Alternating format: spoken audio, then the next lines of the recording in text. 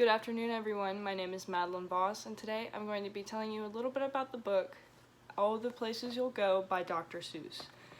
This book was originally written by Dr. Seuss, who was formerly known as Theodore Seuss Geisel. This book was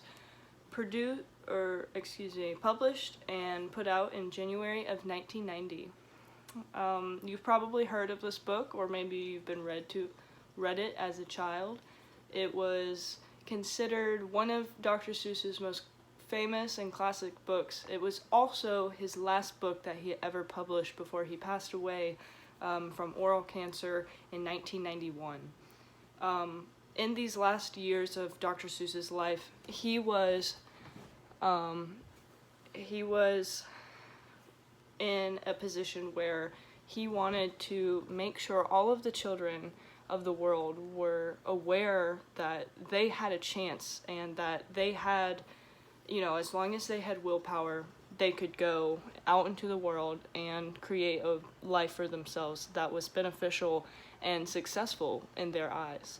And this is what Dr. Seuss wanted to put out into the world before he was laid to rest in 1991. So I'm going to read you an excerpt from this book. You have brains in your head, you have feet in your shoes, you can steer yourself in any direction you choose. I specifically love this quote because it exemplifies that no matter who you are or where you come from, as long as you have shoes on your feet and a brain in your head, you can go anywhere. And this is the point that Dr. Seuss was trying to make. He didn't just want the people that had big hopes and aspirations to go out into the world and be successful. He wanted the children that had no hope and no aspirations. He wanted the children that didn't have their parents telling them that they were going to go places to have that sense of faith instilled in their hearts that they could become something important. I'll read you another quote that I think relates to this.